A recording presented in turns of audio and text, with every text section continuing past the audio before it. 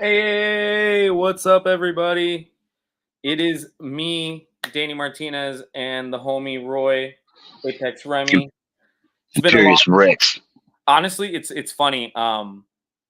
As I was getting ready for this show, Roy, I thought to myself, I'm like, I'm not even sure we've had a show since we found out Lauren was pregnant. So like, I'm not even No. sure. So yeah, like that's happened. I think she's 4 months in. So like, Yeah, man. it's been 4 months since we've done a show now. Damn, time flies. Time Yeah, flies. I actually get memories now from when we started, and I'm like, Yeah. oh, bro, it's double sad now. Yep, yep. So I was like, But I mean, all right. life is busy. There's babies, there's storms, there's Yeah, kid. God knows I'm crawling with kids. You know what I mean? So I got bad over here. yeah. We've had two hurricanes in the last like I guess 4 weeks now. It was 3 weeks last week, so like that was fun and everything like that. Yeah, But yeah, I mean, yeah. it's been busy. And what have you been up to? Not much, man. As per usual, stay-at-home dad is what I do. My life stays nice and mellow and boring, and that's the way I like it. In China, they say, "May you live in interesting times," and it's a curse, because it is. I'm serious. Because and if you're bored, then everything must be okay. And so I try to stay bored as often as humanly possible, and I succeed. So I stay home. I'm with my family. I'm here for my kids. I support my wife. During the storms, I had a kid here with me, and I had a kid in Sarasota, and so I have people in both places, and so it's all nerve wracking. But fortunately, for the most part, everyone that I know is mostly well, and damage can be replaced. So, but I'm good. Everything's standard. I wish I hadn't put all of my comic books 13 feet high. I'm never taking those things down. I just quit collecting comics now, I guess. So I'm looking over at them. So people who don't know, like I have one of those like ledges that surrounds my dining room and my kitchen, so that you can put like nice collectibles up there and whatever. And it's been barren for the 2 years I live here. It's just rent, and now I'm in fear of the water, and no one's home. I have no ladder, and it's just me and this like 800-pound like solid wood dining table that I'm dragging across the floorboards and putting 6 boxes at a time, and then hopping up onto. I feel like I'm doing military presses out, up and up and up, and now every single box of comics that I own and my statues are all like 13 feet in the air, and like I'm like 5'4" on a good day, and I don't know, man. It's just sitting up there for a minute, I think. Right? But so I'm good. It's like a vaulted ceiling kind of type of thing that you have over there, where you're able to. It's like got a really huge peaked roof for some strange reason. Like I said, we rent, so buyer beware on that one. But it's a neat shelf and I like it. I don't have a ladder. I'm a short guy, so that thing has been completely empty except for my guardian owl, which is a long story. But other than that, I haven't had anything up there, and I couldn't figure out what to do with my comics. And then I was in a real trick bag because I'm like, well, if I leave them on the ground and we flood, then I lose my books. And if I put them up against the ceiling and the roof gets ripped off, then I lose my books. And I'm like, man, I don't know. I guess I'm gonna put them up high, and if Jesus wants them, he can come take them personally. It's yeah, But we dude. got through. Yeah, I Yeah. mean, But yeah. so you're the one that's got all the exciting news. You got the babies. You got. You got. I mean, I'm gonna let you tell it, but you got all kinds of stuff going on. I'm more interested in hearing about you. So yeah, Lauren, my wife Lauren is pregnant. Um, so she's 4 months along. We're doing March. So that's been God, 4 months again. That's crazy. It's been 4 months because that So means yeah, we found out literally, and like it was bad and good timing in the sense that we found out literally a week after I left Blackbird. Which, in retrospect, if we would have known before, I probably wouldn't have left. Just because Blackbird gave me an environment where it was real easy for me to do things like with Lauren. Obviously, took on more responsibility at the new job, and then it became harder to go to doctor's appointments, things like that. So it was a blessing and a curse, but everything happens for a reason, right? Because then what happened yeah, was, um, obviously, Lauren's got a lot of appointments. That's what happens when you're pregnant. That's what happens yeah. when you're pregnant in your 30s. You get a lot of appointments. So it was time for to be honest. It felt like I needed to go work part time, like which was like all right, you know. And then I was like, but I'm not somebody who can sit on my hand, just wait for her to have an appointment, the other 2 days a week. So we already had slowly started working on having our own shop open. talks, meetings, things like that. But the timing never felt right. And then I think one day I just kind of had the idea, is like, well, if I'm already going to be doing a little like part-time work that's not for my own business, why Yeah. not fill the rest of the time with something that is for us? So a good friend of ours, Joel Rodriguez from Metal Ninja Studios, created the logo, which you guys see up top right. My wife came up with the name Flashpoint Comics and Games. We actually were very surprised to see DC no longer holds the copyright on that. They let that lapse. Not that Well, they're I related. mean, that's one of those things where like I love you to death, and I just haven't said anything. But I've been so that's been on my mind since the moment you said it. I was like, bro, you're gonna get a cease and So desist on that. so here's the thing, right? Like, obviously they let the copyright lapse, but like we were not crazy enough is the word I'd use. Maybe some people would say ballsy. I'm not crazy Ballsy. enough to have the logo be red and yellow. Like, you know what I'm saying? Like, I'm not No, tempting fate. Like, they're actually because Joel. I'll give you guys. Also, I want to give a shout out to Joel and Metal Ninja Studios, because they are, other than publishing comics, they are like a graphic design asset company. And dude, he probably gave me 20 different versions of the logo before we settled on what we settled on. He gave me about 10, 15 color schemes before we settled on what we settled out. And the red and yellow was dope, but I knew immediately we couldn't use it. Like, I'm like, we gotta move away from that. He gave me a green and yellow, which I don't think he knew, but because I'm a USF fan, I'm like, ooh, all right, that's tempting. Lauren yeah, kibosh on green and yellow real quick. So then we thought red and blue worked real good, because obviously, like, American colors, I guess, you know what I'm saying? Like, but also sure, Superman, Spider-Man, like there's a lot of recognizable superheroes absolutely, that red and blue is Captain America, right? Like, yeah, so we figured that worked. So shout out to Joel Moan Ninja Studios. So we did launch the store.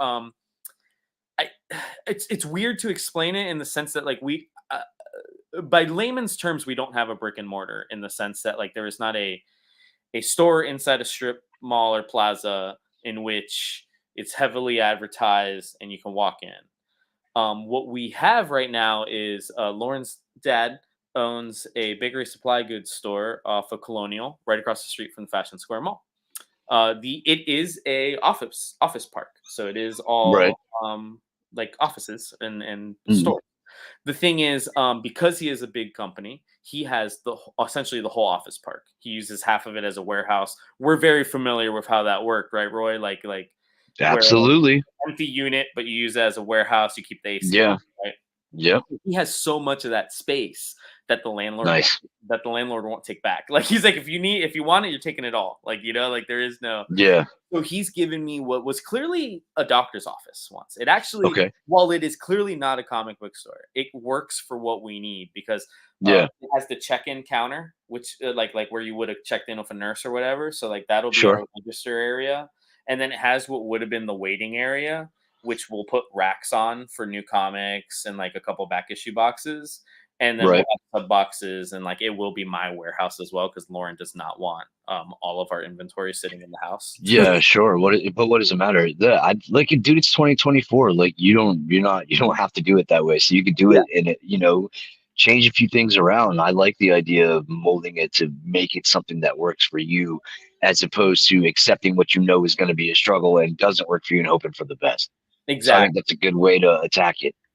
Yeah, that's our thought process. Like, so you will be people will be able. We are on Pullbox already. I have the QR code. I know some people might be watching this on their phone, but we are officially on Pullbox. So that's like one of the easier ways how somebody can open a sub with us. Scan that QR code, look up Flashpoint Comics and Games on Pullbox. I'll approve you on the back end. We already have a couple subscribers. And then in terms of Sweet. Yeah, and then in terms of, because obviously it's like it's an interesting place where the store is. So like I'm not there for 8 hours, 8 hours a day, 5 days a week.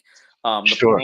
plan is to be there 8 hour, have about a I might say 6 to 8 hour window on Monday and Tuesday, because naturally the shipments are coming in. I gotta start Yeah. doing polls. So I'm gonna be there. Wednesday, I plan on being there for about an 8 hour day, like treat it like new comic book day.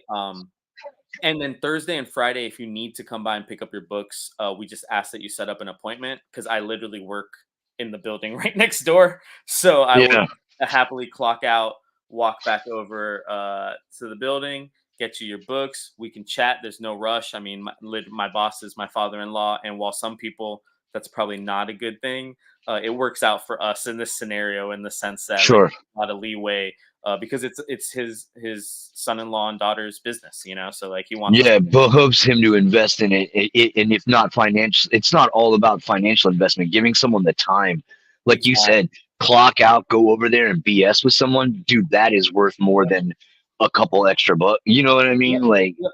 I Yep. think I like that. I like hearing it.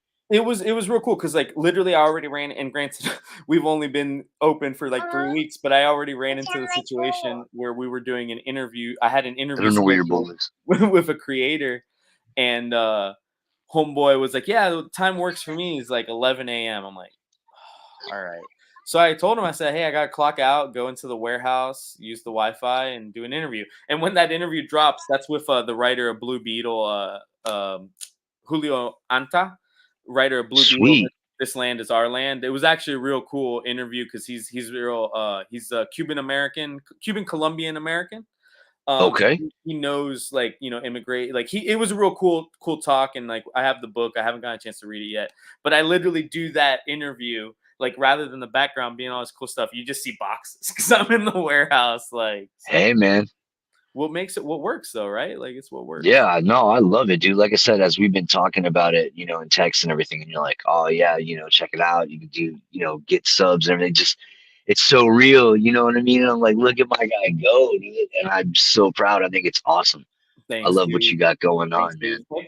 And like honestly, since you're here, and like I know our homie Nick is at New York Comic Con, he's probably in the middle of. He's probably standing in a line right now. Um, but I honestly have to say thank you. And like, there's so many people because obviously, like you guys, anybody who's known me from the comic book stuff in the last, I don't know, at least 2 years, has seen the sidewalk sales, MegaCon, you and Nick, and people like Carrie, Carrie Williams, Carrie Darnell, like people like that have. Yeah, man. Carrie made our shirts. We made a small run of Yep. shirts for the Melbourne Comic Con. Like people like that made this easier, right? But B, Sure. I met all of you people, including Nick. I met all of you people through the comic book store. You know what I'm Yep. saying? And it's like to me, like outside of being in school, and I don't know if this is a being an introvert thing or this is like life in general, but outside of being in like high school, the small time I went to college, it's hard to make friends as a kid and as an adult. So like to see that I was able to make tons of friends working in this retail store, like let's call it what it is, right? Like it's amazing to us, but to most people it's just a retail store. And like to be able to have made this many friendships, like dude, it makes me know that this is what I want to do. Like when 10 For years ago I wanted to be a journalist, and I knew I wanted to be a journalist, and there's a lot of reasons that didn't work out, and I don't regret anything, but like I have that feeling again, and it's like amazing, especially in your 30s as opposed to your 20s. Sure, absolutely. No, it's awesome. And it's like it's effortless for you. The reason why you're enjoying it so much is because you're good at it, and you're good at it because you're not you don't have to put on any kind of face. You know what I mean? Like that's who you are. You just operate as Danny throughout your day, and that brings people in. I've always said that about you. It's that genuine feeling and the honesty that comes from you, and it's extremely attractive. And so it pulls people in, dude. And it's awesome, and it's always fun to just orbit around you and watch it happen. Like it's so much. I would, if you'd have ever told me I'd have so much fun not being the star of the show, I'd have told you you were crazy. But you get a little older, you get a little wiser, and like I said, to follow you through con and watch you interact with all these people is always just amazing. Like I love it. It's a great time. And so if you just keep being true to yourself, you will continue to achieve goals. Like I guarantee you that. So that's all you, man. You say we helped. And sure, publicity is a good thing, but like you did it all yourself just by being yourself, and that's more courage than most people have. So congratulations to you, Thanks. father to be. Thanks, dude. Yeah, I was gonna say it's like a lot, and it's funny because like I'm not like, are there stresses? For sure, right? But I'm not, like, scared. Like, first of all, everybody tells you, like, when you're about to become a parent, you're scared, and that might come in 3 months, you know what I'm saying? But, like, Yeah, right now, I told my wife this the other day, I'm like, "I feel like I'm hitting a stride," right? Like, everything is kinda in the place it needs. I'm not one of those people that's like, everything happens for a reason, but there's sure. definitely things that happen for a reason, like the door opens, another one or door closes, another one opens type of thing. Like, Yeah, that is seeming more and more true as I get older, a little bit. Not every time, right? And sometimes it takes a really long time in between doors, right? Like, sure. but I feel like we're in like the right place, and I'm really excited. And like the other thing, and this is like not having a conventional store, I'll admit, bummed me out for a second because I don't have the Yeah, communal space, right? Like, it's gonna be real hard for four of y'all to be like, "Hey, we're all gonna show up there at the same time and hang out." Like, it's not quite there yet. But what is really cool is I've just and honestly, I have to give credit to my wife because I feel like she helped me start thinking outside the box a little more. does it have a Um, flat roof? yeah, Just thinking, like you got my wheels turning. So sorry for the interruption there, but if it's got a flat roof, you got a meeting spot. I'm just saying. I mean, you're right. You're right. You're right. And it's like, and like having it like it'd be one thing because originally my idea was to just get a warehouse in general, like so like a warehouse Sure. store, right? And that would have been a little different in the sense that like I would have had to furnish it, yada yada yada. What's amazing about I guess sharing this space with my father-in-law is like so his the store he owns has been there for 65 years, that location. Wow. He's owned it for 15. So in Okay. his 15 years, he's done renovations, everything like that. Sure. So he has like sale racks, chairs, computers, printers. I mean, everything you need to run a business over the last 15 years. And some things maybe I don't want to call them outdated, but better things came out, and his business is successful enough that he has been able to upgrade. But he doesn't throw Sure. them away because they're not broken. You know what I'm saying? So it's like, dude, Yeah. like I was stressing because I'm like, we have to buy a computer because we got to be able to run the POS once people like actually come in. And it's like, oh yeah, I got 3 computers over there, and I think there's 2 monitors over there. It's like awesome. I'll just wipe the drives. I now have I don't need it to play games. You know what I'm saying? It's a POS.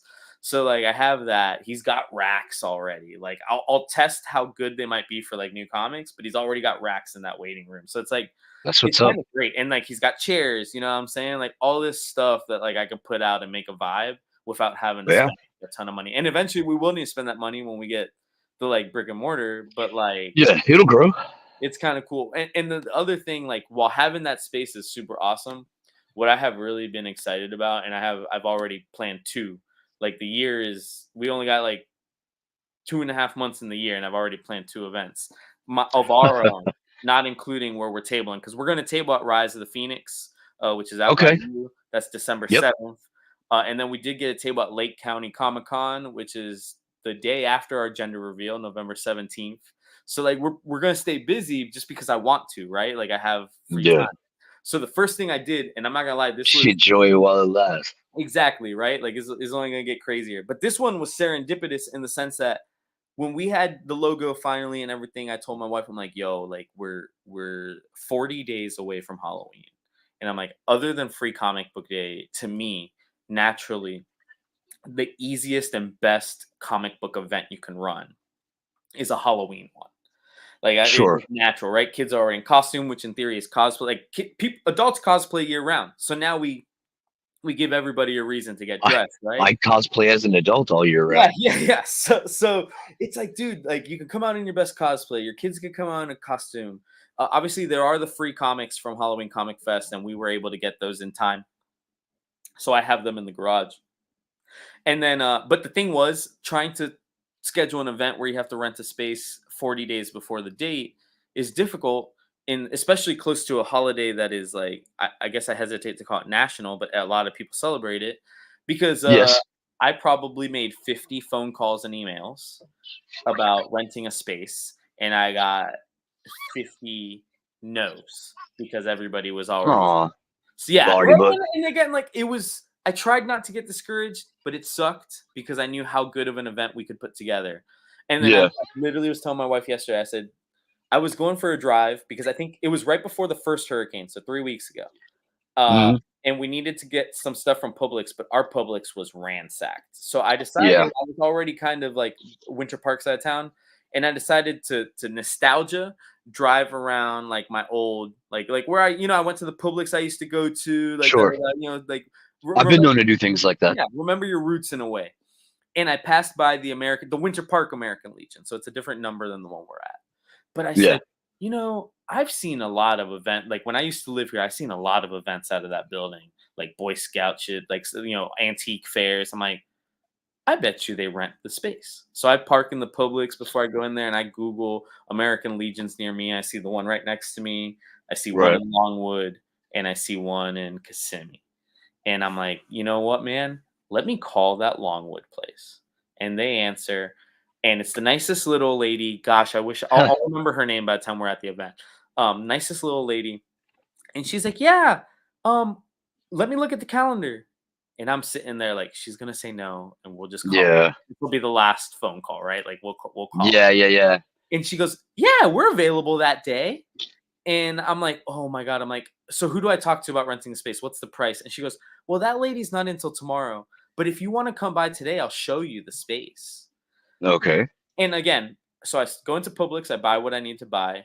I head off to the American Legion Longwood, which I have 0% idea where it is. I just know it's in Longwood. I'm following Right. the GPS. Yeah. So I get there, and if you've ever seen an American Legion, a Yep. VFW, Sons of Daughters of Italy, they're all the same concept. It It's all it the could same idea. it could very well be a house, like it's a nice little space, has a bar usually. They do gatherings there. But the cool thing about the American Legion in Longwood is it's on a lake. So it's beautiful. Obviously the event space is inside, but it's like beautiful for yard games, has a lake, everything like that. And I go there to talk to all these people. And obviously it's former veterans, wives of veterans. It's like 3 o'clock on a Tuesday before the hurricane. So but these are retired people, dude. They were the nicest people in the world. One guy's like offering to buy me drinks. I'm like, dude, I'm working. Like, I probably shouldn't have a drink. Like, I didn't pay for anything. That actually, sorry, I forced the nice lady, to charge me for a bag of chips so that I could leave her a tip because like she was serving me like other guy was paying for Yeah. them or whatever. But I'm like, the way I grew up in the service industry, it doesn't matter if you paid for the drinks or not. Like you want to tip in some way, shape, or form. Absolutely. So Yeah, I that's had to correct. charge I had to charge, and I know what it's like. Like I know the card fee was like whatever, but I had to charge me like I think 75 cents for a bag of chips, and then I left her like a $10 Oh, tip so that yeah. it could cover the flight, Yep. cover it like Yep. put whatever you need in the house. You take whatever you need. Like first of all, I definitely drink way more than $10 worth of drink, and like everything like Sure. that. So anyways, this place, everybody's nice. They're super kind. And then she shows me the space. And it's kind of perfect for what we want to do on our first one. Like, I'm not going to pretend this is MegaCon or even like Fanboy Expo in the sense of, Doesn't have to be though. yeah, yeah, exactly. And it's a little smaller than even Rise of the Phoenix. But the kicker is we decided to make it a comic, pretty much a comic show. There's some people selling collectibles. Rise of the Phoenix is going to have two booths out there. So they sell comics and like nerdy, like I mean, stuff we'd Yeah. like. And Pop then culture. yeah, and then Joel's wife also is going to have a booth with some comics and pop culture. And then we'll Sweet. have tons of dollar bins. We'll have dollar bins, back issues, discount trades. I have some keys. Actually, I wanted to show you this, Roy. This is so when I was pricing some back issues for the store, I found some Betty Page comics, which Oh shit. they ain't dynamite. Dynamite. You know what I'm saying? Like this ain't dynamite Yeah. like the current stuff. This is like Yeah. 1989 Dave Stevens Betty Page over That's here. what's up. So, bro, I started looking up prices. Like some of these are keys in theory, like they'd be on a wall. Let's call them wall books. Yeah.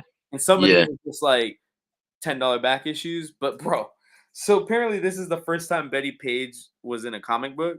So Oh Dave Stevens man. cover was called Movie Star News. bro, there's people selling it for $500 on eBay. Obviously, I'm trying to actually like, so I had that 200. Like, this is So yeah, price to move. Yeah, yeah, this dude. is Betty apparently Page is always gonna have an audience. this is a first print Wow. because apparently there's a second print of this, from my understanding.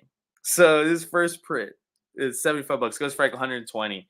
You know, and so whoever had this collection was obviously like collecting these at the time or loved it later, because then the rest of it is Yeah. these again are like $12, $15 packages. Number two, Wow.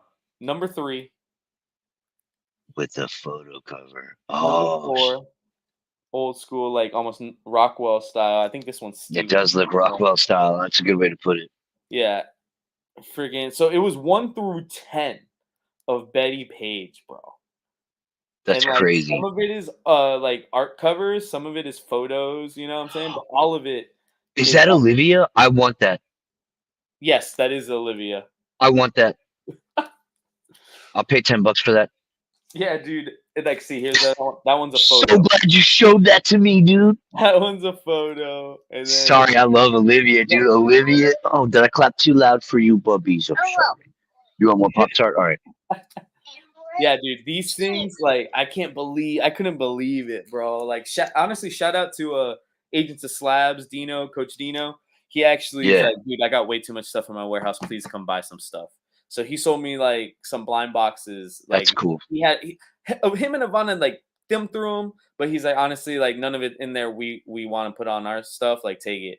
So me and Lauren spent 3-4 days going through some boxes, but we found Man, I like miss all the fun. this is just a well, yeah. It's you should see the dollar boxes, bro. Like because he gave me such a good deal, and obviously I found some stuff that like isn't dollar books. I think Yeah. it's like $3 books in the dollar. Like I think there's a whole run of Curse of Spawn in the dollar Oh, books, wow. like 1 through 50 Nice. or something like that. Like that's just Wow. yeah. I mean, we're setting up at conventions a lot now, so like obviously people like dollar books at conventions, but like Yes, sir. um, but yeah, we got the comic. So the Halloween comic bash is going to be next Sunday, so a week from today, the 27th, from noon to 5, is at American Legion Post 183. They call it Old Glory. I think that's what it comes up on Google as. Okay. Longwood. I like it. Awesome place, plenty of free parking, free entry, costume contest to enter for. We're going to do an adults category and a kids category, both free. There's going to be prizes.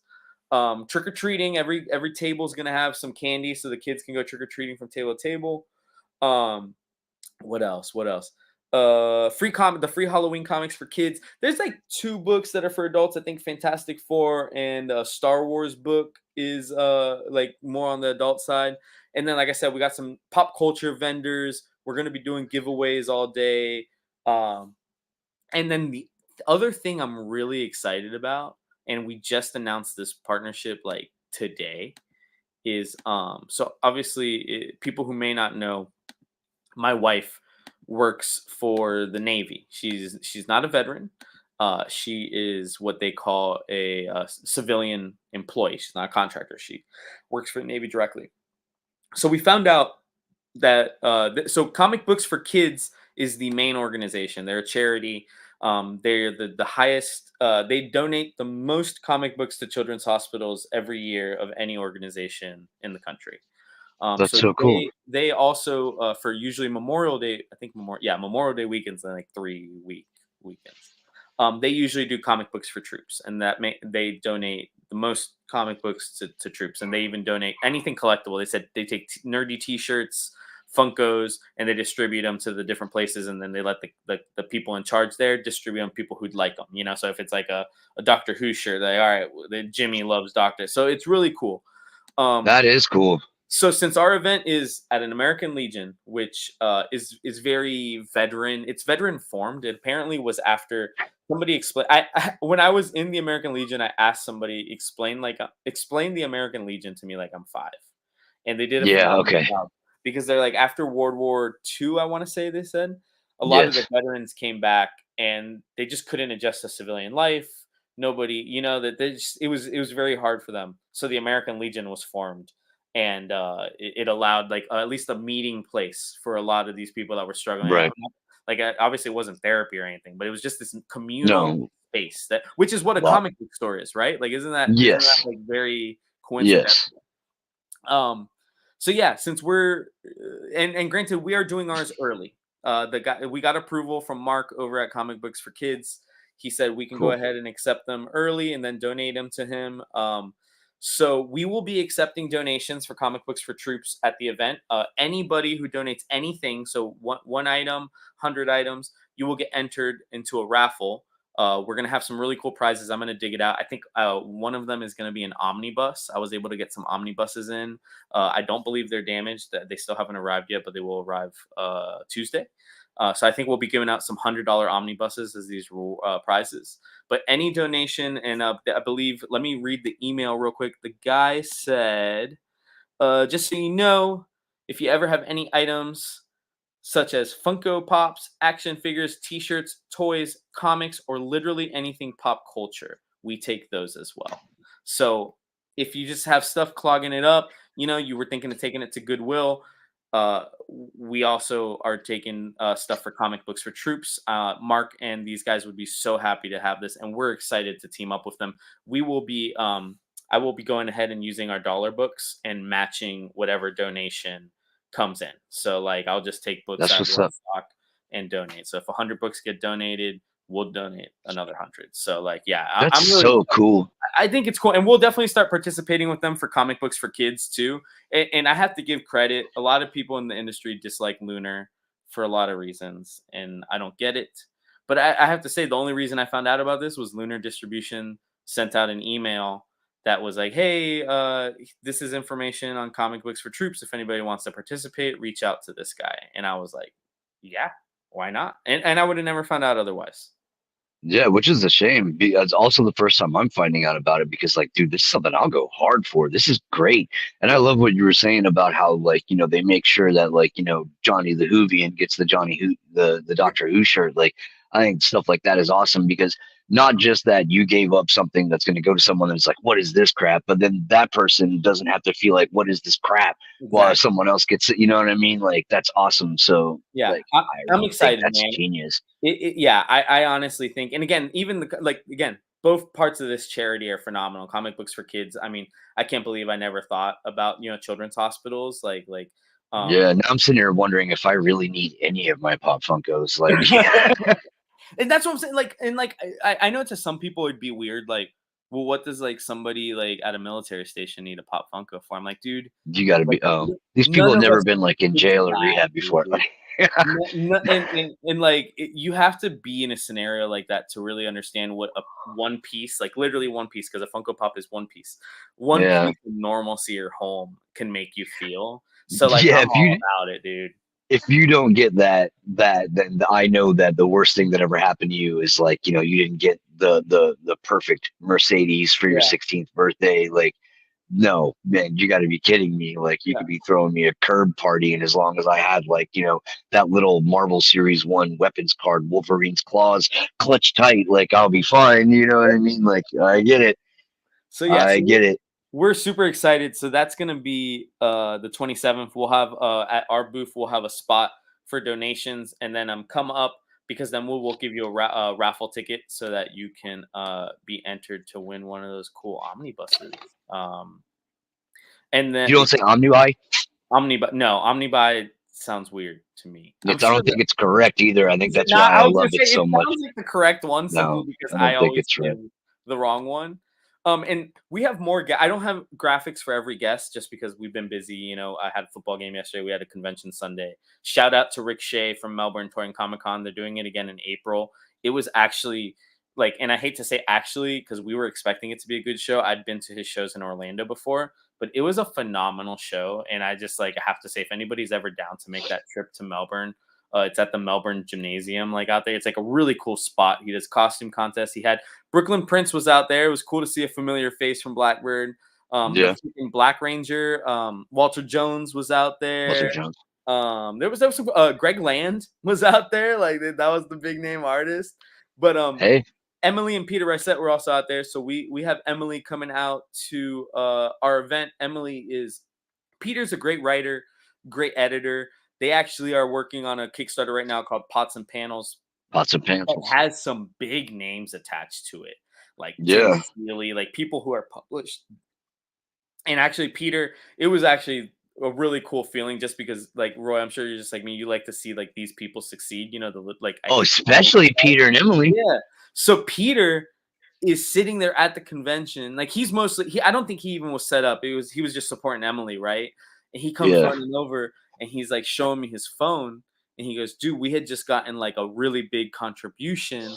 So I thought it was like a comic store, you know, doing like a retailer order because those are bigger.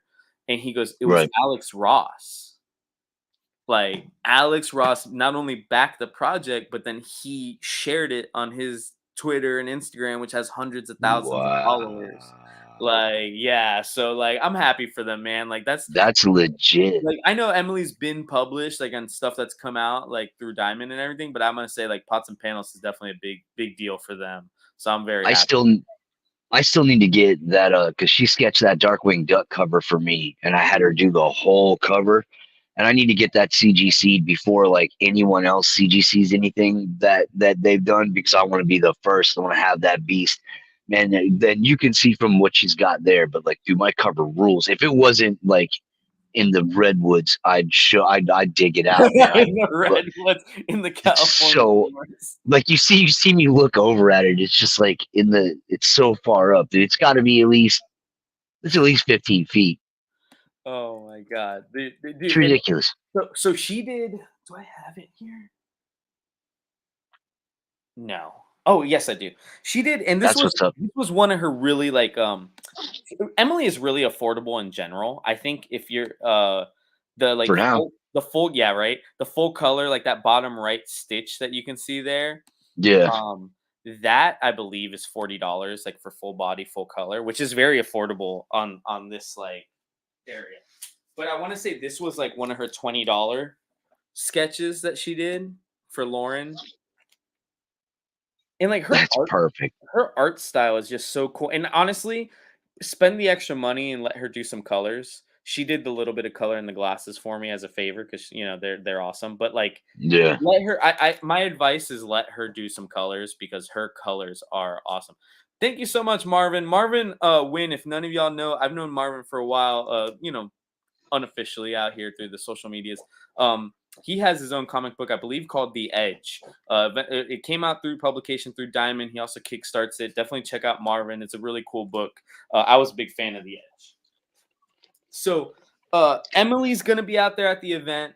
I also got this is so I invited Travis Gibb. Travis Gibb has family in town, so Travis Gibb will be at our next event. Everybody knows Travis Gibb is one of the guys that got me into all of this stuff. But I did invite Gambit, Elias Gambit Melendez, tattoo artist, comic book artist. that's what's Lauren up. put some of his recent stuff out there. He's honestly really stepped up his art recently in the sense that he entered on that the Spawn anniversary or Yeah, whatever it was. He yeah, didn't that's how. win. Yeah, You know, a lot of people entered, didn't win, but he honestly like got really motivated on that, and like he has some good prints now. You can even schedule a tattoo session with him if you want. So Gambit's yeah. gonna be out there. He's clearly dedicated to what he's got going on.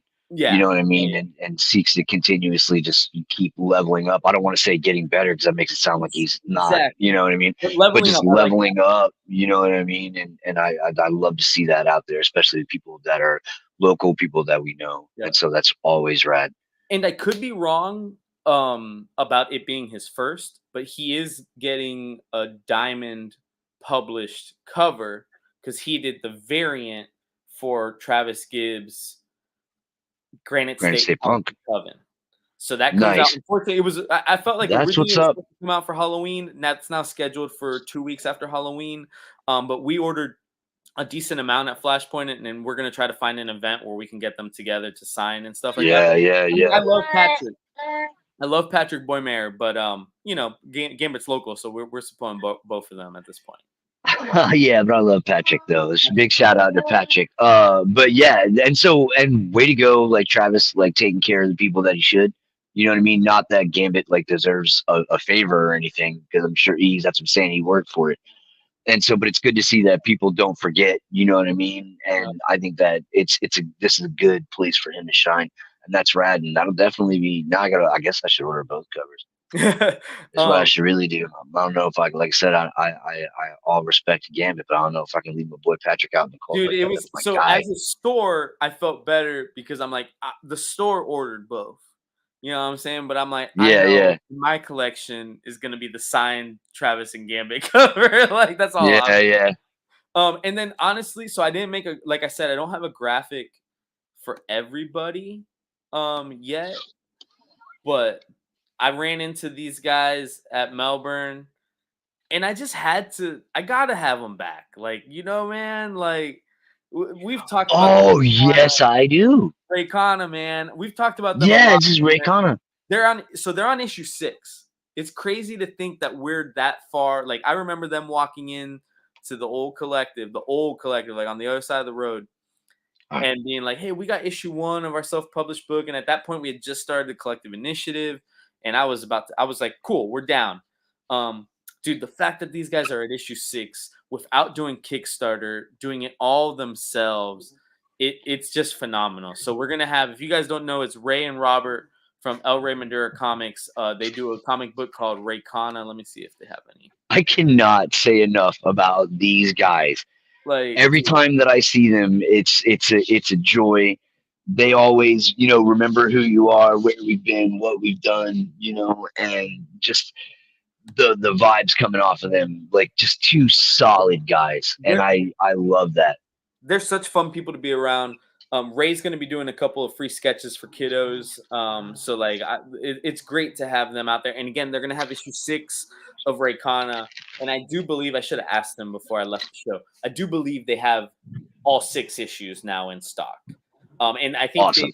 so one of the biggest complaints that anybody ever had with them, which is very few, right? These guys are awesome, was that I think it was issue 2 or issue 3. So Ray, who's the artist, is a huge fan of Ninja Turtles. So Yeah. he printed his number 2 um, to be the size of the original Teenage Mutant Ninja Turtles number 1, which, Right. like, awesome idea, right? Like, awesome idea. The problem was they just couldn't figure that it was very difficult to get it printed that way. It was more expensive. So they chose not to print number 2, 3, in that size. And so it was Right. you have one book that was a different size. So they did have to go to Well, because they've sold out. And they printed it. So they're all the same size. They're all comic book size now. So I'm excited. hey. We got these guys there. Oh, And then let's see. So we got Rise of the Phoenix selling pop culture stuff. We got Joel Rodriguez selling pop culture stuff. And then Joel Rodriguez will be there signing all his Dust County Chronicles stuff. I think very cool. Joel also worked on a Kickstarter with Jonathan Hedges, so he'll have that. I think Okay. it's Brackish, Brackish. I think is what it's called. Okay. That sounds right. So I'm excited for that, dude. Like we got a lot going on in the next like 3 weeks. Hey, not for nothing, but Drew Hayes self-published the first 11 issues of Poison Elves all by himself, and they were oversized magazine format because that's how he had to do it. And I cherish those big ugly bastards more than I do. You know what I mean? So don't.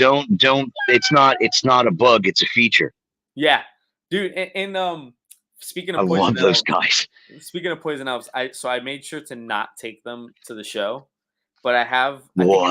I think I sent you a picture of them like when we first bought the collection. Like God, I don't know how long ago it was, but I still have those 2. I think they're trade paperbacks of Poison Elves. Okay. They were like collected editions or something. I'll send Yeah, you. I know. I don't know what volumes you have. I think it was I'll take a 2 look at that. I think it was 2 and 3 because I don't think it was 1. I'll send you a picture again. But I have those. I imagine that if I didn't buy those from you, it's because I already have them. I think you might, or I think at that point we were like 0% progress into having them priced in any way, shape, or form. Gotcha. Yeah, all right. Yeah, that could be it too. I think I was in Dino's warehouse, like looking through what he was about to sell me. I'm like, Poison Elves. Roy's talked Yep. about that once, and I took Oh a yeah, yeah, just once. yeah. It's the best comic that was ever made. One of our early podcasts, you were talking about how he had the Kickstarter going, and we literally Yes. talked about it like on a whole thing. So like, yeah, I did not forget. I did not forget about Poison Elves. Second Kickstarter also massively overfunded in moments. They're gonna do it's. They think it's gonna be like a total of 5, and They came on YouTube just with some actually the same punk rock dude that interviewed us at MegaCon. Oh, really? Yeah, I didn't realize it was him for a minute, and then I realized it was, and so it was him and Rob Horan, which is the dude from Sirius that has the rights and is doing all Yeah, that. yeah. And they did an unboxing, and it was like real impromptu, and they hit us up on Kickstarter, and they're like, I don't know if anyone's interested, but like in 45 minutes we're going to be doing this. And there was like maybe like 45 of us that got it in time and had the time, but so I got to sit in there and just talk their faces off about Oh, dude. everything. And it was so cool. And so they to try to just go ahead and let it go, the best thing about them is how personal they really make this stuff. It is so obvious, not just a cash grab, and it's in true spirit and honor of the creator Drew Hayes. Like one of the certificates that you get, and it dude it, I've never gotten anything more beautiful in the Kickstarter. The package is beautiful, but the certificate that you get is actually handwritten by his daughter, who What? also stands to make a lot Yeah, of a yeah. lot of this goes back to her. And man, it's just like not one person, I guarantee you, in this Kickstarter opened this thing up, read this certificate, and didn't get misty like a mother, dude, because I'm telling you I did. Like it was amazing. It's like I told Travis Gibb, like that's why I love getting to know him and being able to sit there and like know, or Gambit, or Patrick, any of the Bags brothers. Oh, Oh, I dude, I love miss those them. guys, Bags, man. bro. I miss them. But so, and the best part of that is you really get to know these people, and through that, get to really understand the work that's in front of you, and that just increases the ties that you have to. It's such a beautiful thing. And for me, Drew Hayes was the beginning of that because he started every page out with just a rant, and he would rant about whatever it was he wanted to rant about. And then in the letters column was called death threats, and he would just argue with people.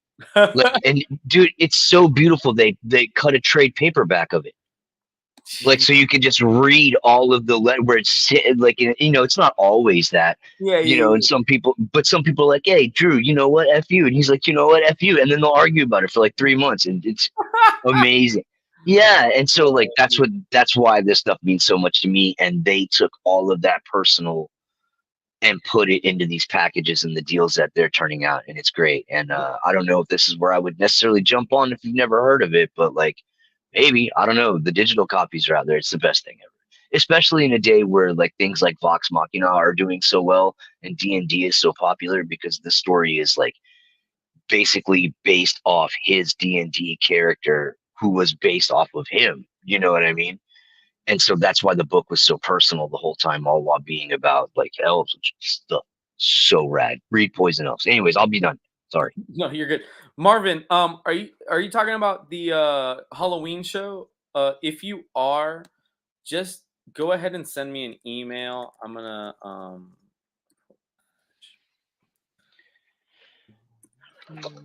Ran about Poison Elves until I'm red in the face, apparently. so I'm gonna put our store email in the chat. I think it's gonna work. Maybe. Oh no, it only went to YouTube. That's unfortunate. I'm gonna put it on the screen. So I know Marvin's on Facebook. Marvin, send me an email. I am literally so I'm I'm either at capacity or I have one left. And I hate to admit this on air. I need to go into the Legion again on Monday with the tape measure and make sure I have the right measurements. Because I didn't write anything down the first time I went. I should have got. I've learned my lesson, right? You trial and error, right? So I should have gone in with like a clipboard and been like, all right, da da da. So I'm going in Monday to blueprint it out myself, make sure all the tables work. I do believe I have room for 11, and I do think I only have 10, but I don't want to make that promise to you without checking. So just send me an email over at flashpointcomicsandgames@gmail.com, and I will reply to you as soon as I figure that out. And then also, if anybody's ever got questions about a subscription, like I said, pull box is on there, but because that email is already there, you can email us at that email, flashpointcomicsandgames.com, and we can get flashpointcomicsandgames@gmail.com, and we can get things rolling. But Marvin, yeah, just email me. I will totally. I will try to make it work regardless. But I want to be able. The one thing about the space is they have a bar there, like a bar in the space. Like it's like the type of bar like some fancy guy would have in like his pool air, his like pool room. You know what I'm saying? It's just like a wraparound type of setup. And they were like, "Yeah, we can have somebody manning that bar if you want." I'm like, "No." I'm like, "Your bar is 2 steps outside of the room." Like, cause the convention's Sunday. So they have people that just come and watch football in the bar with them. Sure. Well, if you guys are gonna be open at the bar, I'm like, so it's kind of like the sons and daughters of Italy thing. If people want to get a drink and come and look at stuff, they can get a drink, come look at stuff. I did convince them to make hot dogs and hamburgers. So if Okay. people want to buy hot dogs and hamburgers, there's gonna be food. Like I said, weather should be beautiful. It's on a lake. I'm like really excited for this. So I'm gonna meet up with them tomorrow to, dot the i's and everything. I've already signed the contract. I mean, everything's done. I just need to make Right. sure all the space is what I need for it and everything. Because I'm not gonna lie to you, this is the first I've mentioned it to anybody. And the couple people watching are gonna know. I'm really trying, and this is why, like, I'm trying not to jeopardize space for vendors, but at the same time, I really badly want to have a memorial type thing for Carl Malign. Um, uh, Yeah. so like, I know he probably would have been at the show if he was still, around and in good health. Yeah.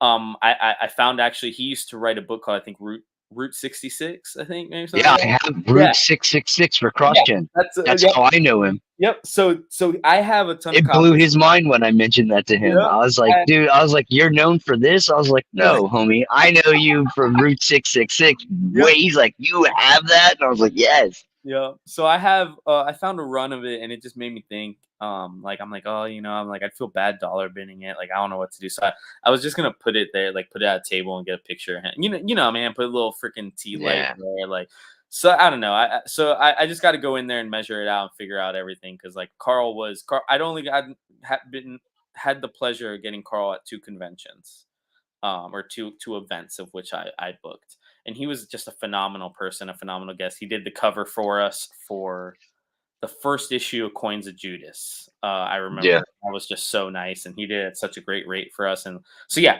Carl Malign passed away probably about a month ago now, and it's just I know a lot of people miss him, and it was rough.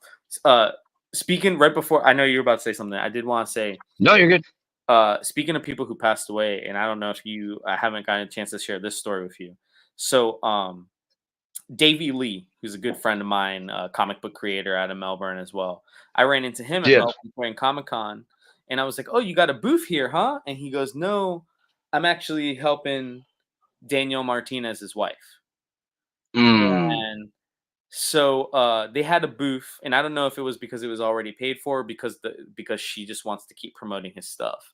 But they had a booth for he did no contest, and then Yep. I believe he had a new book that had just come out either right before or right after. I forget what it was about.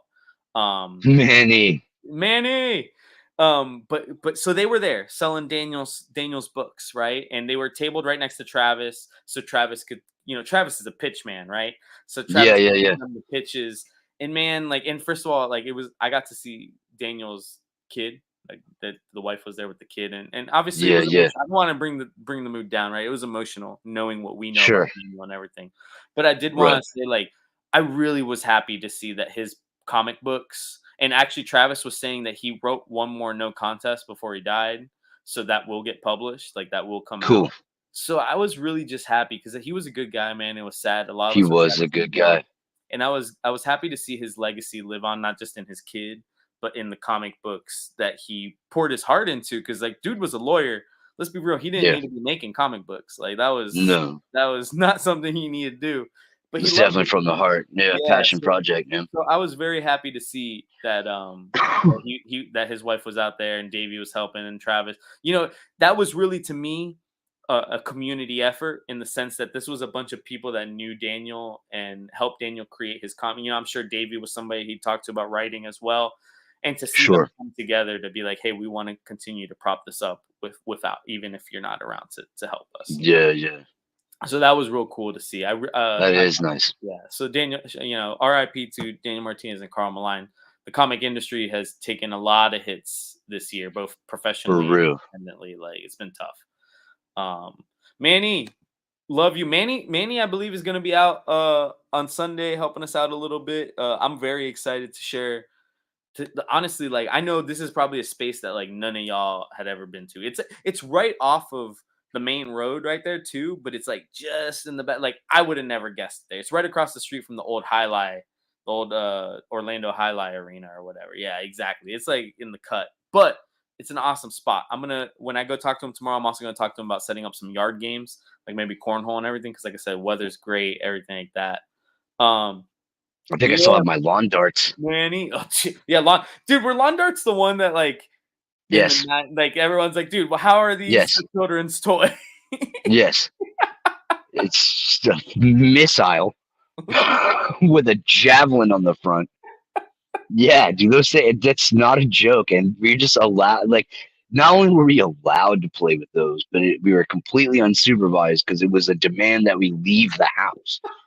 Like, you couldn't be in the house during the day as if like they had to turn like they're sleeping upside down like vampire bats in the closet. So the kids have to be out of the house. And so you just go and you just leave and you just ride your bike until you find the pile of bikes. And sometimes it's at little Tommy's house and Ricky's already pegged out for the sun with these lawn darts or some gun that shoots black powder caps. Dude, if you weren't bursting into flames, like you didn't have a good Christmas. You know what I mean? It's like just a whole different world than what I see these days. But that's my Right. age. I've Yeah, seen, lawn darts are real, man. and it Word. might have been, it might be like right before your time. I feel like it'd be like my mom, maybe even it would have been like between my mom's era and my grandma's era when they used to. And maybe I'm thinking too old. Uh, the chemistry kits or the science kits. Oh God, yeah, And, yeah, like, yeah. and those still exist, and like they're all right. They're decently safe. But back then, it was like, oh, let's just give the kid like a stick of plutonium or Yeah, this like is some rough, iron, man. like mercury, like Lead. yeah, lead. Everything was made of Yep. lead. But yeah, I see Everything was those made of little lead. things, Shit was and delicious. I'm just like laughing, dude. Like it's hilarious. I'm like, man, It is, man. those kids made it. They survived. They are alive. Here we are. I got all my fingers and everything, man. Yeah. Oh, dude. But so I feel like, and we're at an hour. I know we had a lot to catch people up on. I did want to at least talk about two comic book things because I think I one have comic books. I grabbed. I was like, thing. you know what? We should talk about comics at some point. For sure. All right, this So is what we're gonna do. This is gonna be the final three segments. You're gonna show us what you got. You're gonna talk about Valiant Universe I didn't because grab any of the Valiant you stuff. don't All have to right. show it. I'm intrigued. I want to get your opinion on how this resurgence type thing. They're kind of going back to square one, and I'm intrigued at how you've liked it. And then Okay. I'm going to talk a smidge about DC Absolute because that's even though I haven't been reading because I've been working on the business. I've interviewed Yeah. two All In creators already. Dan Waters went live already. His Nightwing. Yeah. Yeah. Yeah. I actually have an interview with the Harley Quinn writer Elliot Kalan coming out Okay. next week. Elliot is actually not a known comic book writer in the sense that his fame is a television writer, and he's written Okay. for Mystery Science Theater, and he wrote for The Daily Show for like 18 years. So Hey. like, yeah, so I'm excited with that because he's a comedy background. Because obviously writing Yeah. for The Daily Show is kind of like writing for SNL, but with news. So Yeah. A little more cerebral. yeah, yeah. So I'm really excited to talk about a little bit of that. And Absolute Batman came out last week, and I've heard. I haven't read it. It's literally I have some copies, so I hear it's sold out everywhere. And I'm sitting here with the convention box ready for next Sunday with Absolute Batman. But I heard it's good. So all right, show us what you got. I'm gonna make you full screen. I literally didn't grab anything to run a segment. Like I said, most of my stuff is up. So the first thing I wanted to show off, like I said, this is the death threats. And so this is literally just an entire letters column from his book, Poison Elves. They uh they had to make some annotations and clarify some things here and there because the best part about Drew's work is that it was messy. Like he was doing it all himself. So like especially before he got picked up by Rob and Sirius as a publisher in the late 90s. And he was like I said doing it all himself. His work was full of typos. He would misspell his own characters' names. Like he would like spill something on the page and be like, "Sorry, I spilled that on the page, buddy." You know what I mean? But it's going to print. Like you could almost picture him like turning the wheel himself, like cranking these things out. And so it was flawed the way that he was flawed, and that made it all the more real and all the more beautiful. It does have like some art in it, not much, but I mean it's black and white. It's like I said, it's elves, like as it goes as it gives out, but it's more than that. There's all it's high fantasy, so there's all kinds of creatures, wizards, genies, and he was into being kick ass and doing kick ass things, like, and that's where he's at. So they had some problems because the main character's name is Lucifer. It's not even spelled the same way, nor is there any like relation or connotation to the biblical figure at all. Just, I guess you just thought it was badass, and he's not wrong. And so the book started off being called I, Lucifer, and eventually he was having a tough time, especially without any kind of studio behind him, getting that book on shelves. So he settled for Poison Elves as the title, and that's how it progressed from there forward. But anyways, if you ever wanted to just get to know somebody, that book will have you laughing, have you crying. Like even if you didn't read the comic, like it doesn't even matter. It's self-contained in its glory. How often do they really do something like Yeah. that? Was that a Kickstarter thing, or No, was this that is you can website? nah, you can just buy this thing on Amazon. They only printed what they're printed, and they don't plan on printing it again. Like here, this is Who prints Drew. it? Does it say? This is Drew Hayes. People suck. Uh, That's my guy. Serious Entertainment printed oh, this. Sirius is still print. Okay, okay. Yeah, Rob still. I don't know that he does it under the banner of Sirius anymore per se.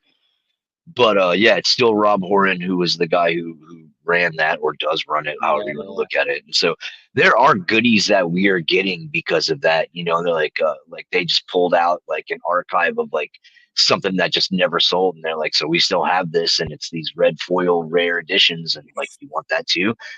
Or they collected like the first time that his work was ever published in color was in an like an Overstreet Price mag, yeah, and so yeah, and so they've actually just bought bundles of those back in the day because they were so happy, or they got them on comp. yeah, yeah, Who knows?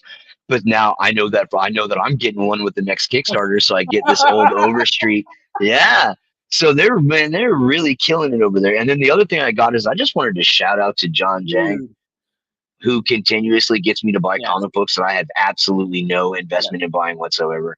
yes. I Like, honestly, John Jang is like. So first of all, and you got to meet him right at last MegaCon. yeah, man, you Dude, would you would think that this guy like pays me to do his public, but I don't. Like, but the yeah, I thing got to is, meet him.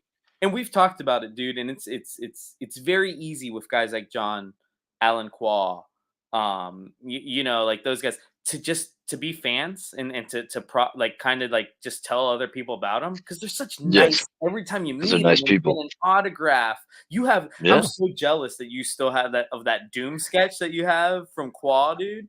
Oh, that's up way high right Dude, now. first of all, like so he's done some Dooms since, and it's like every time I see him do a Doom, I have to say to myself, Roy really hit it on the head, saying that Yeah. one of Alan's best characters to draw is Doom. Like it is getting the mask with the greens. Like, oh my god, Alan is just meant to draw Doctor Doom. Yeah, and dude, that story he did in that Savage Sword of Conan is lit, dude. Yep. It Yep. is lit. If you and then like I love that he took the approach of making it like a silent issue. Like I'm not necessarily a writer. I don't want to do that. Yeah. I want to come in and visually tell this story, and that's exactly what he does, and it's beautiful. Like, Yeah. He's like, I'm man, just gonna give you some action and you're gonna love it and take it. and I do. By the way, pound for pound, Savage Sword of Conan is the most budget budget worthy book because it's like 48 pages for like Oh yeah, six yeah, bucks. yeah. Yeah. 48 pages every time, and it's awesome. If you're not like, Conan is the best comic book of 2024. I don't care who you are. If you have a different opinion, you're allowed to have that opinion. Just know that your opinion is wrong. Dude, Conan is amazing. whenever you mention Conan, whenever anybody mentions Conan now, I think of Doug.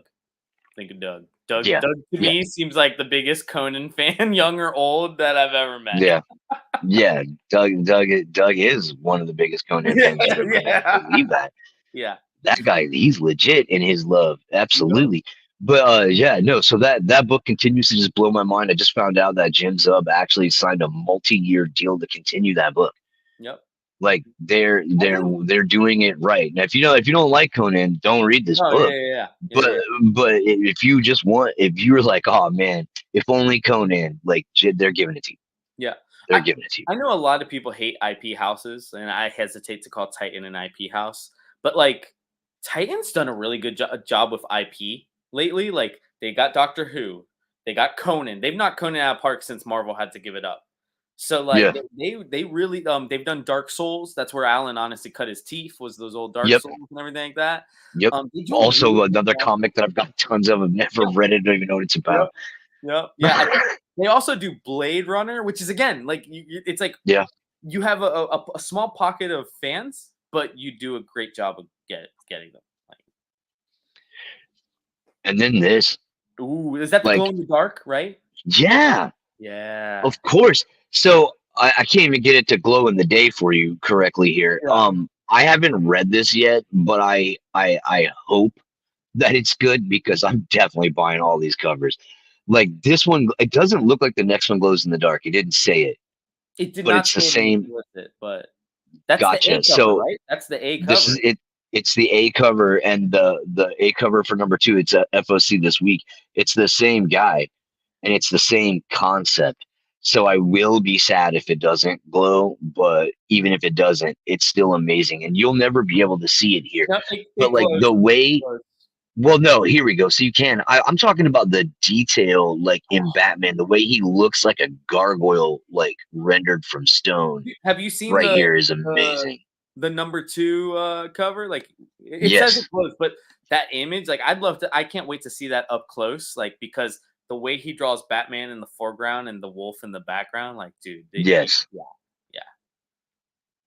So this werewolf is just, That's what I I don't want know. my werewolves to look like. It's That's a what I werewolf. want my werewolves to let it. Yes, that is my werewolf. Yes. Yep, my And so werewolf. I had, and then the glow effect is gnarly. I love it. I love it. I almost reached across the counter and slapped Aaron in the face. He's like, "It's UV reactive, so you have to leave it out in the sun." I was just, "What are you talking about? No, you Get your don't little need the radiant. sun. Don't you have your radiant black flashlight? Do Don't you you have your still something have is it? Do you killing?" still have Yeah, your radiant black flashlight? I have radiant black and I have something that's killing the children. Yes, I do. Dude, I'll I never. am I'm a hoarder, bro. Like I have all that stuff. I still have your wedding invitations and everything. Like, I got all Um, that stuff, man. You gotta be kidding me. Manny, it kind of is here. I'm gonna pull up the solicit real quick. I'll Batman, crack her open. Batman's Let's full check out moon, this interior. full But moon. yeah, it glows green so bright, and I was so excited. It's so rad. And I'm DC, just so happy that I bought this comic book. Oh, yeah, it's okay. supposed to be like old school gore. It's called a gory Gotham horror story, ancient and So it's supernatural forces. kind of given a little Malige. It's kind of given a little Beasley, but not as much as I would like. It's that, I don't know. It to So, me, reading the solicit, it seems like I don't compare it this way in the sense that it's steampunk, but it seems like it's like Gotham by Gaslight in a different era, right? Like, hey, Elseworld takes sure. Batman out of it. He's fighting these lichen, like monsters. Zatanna's in it, like so, like it's Yeah, Zatanna and Constantine. yeah, yeah. So like, I think it's kind of Elseworld, but they did Batman versus Bigsby Wolf very different Yeah. than that in the sense that that's from oh god, what is that thing? Fables. That's from Fables, where this is just you know. Gotcha. Yeah, just standalone werewolf story. So I mean, but like it seems cool. It looks a little rushed in some places, but I'm not familiar with this guy's style.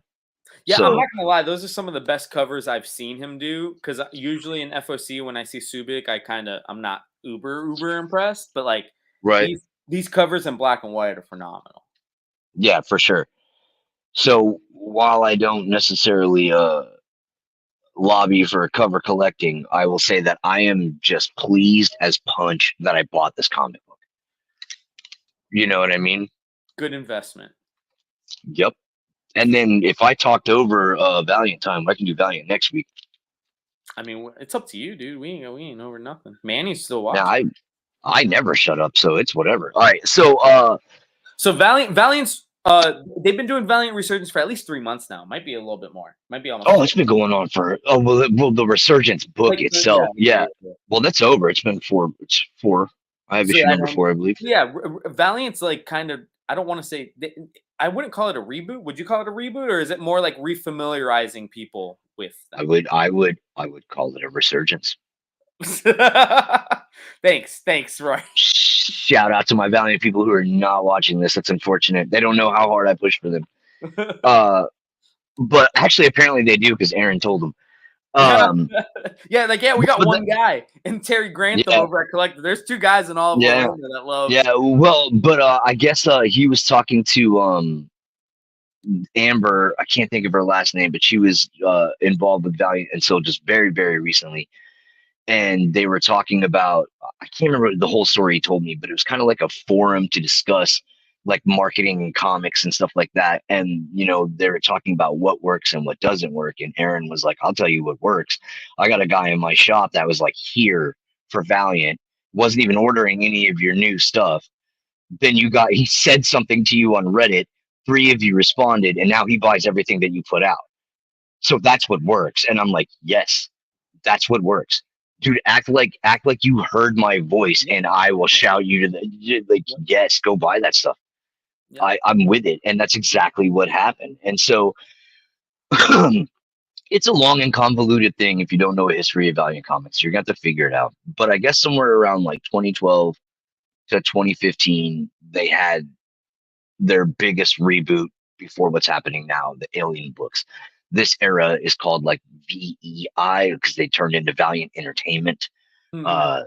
They're under the guidance of a guy named Dinesh, and apparently it started. And I didn't collect any of this stuff when it dropped. I wasn't even collecting comics at all, let alone poor lonely Valiant, which I had no hope for since 1993. And so I skipped it all, and they rebooted. They came back with their core characters: Exo, Rye, Bloodshot, Archer and Armstrong, Shadow Man, these things.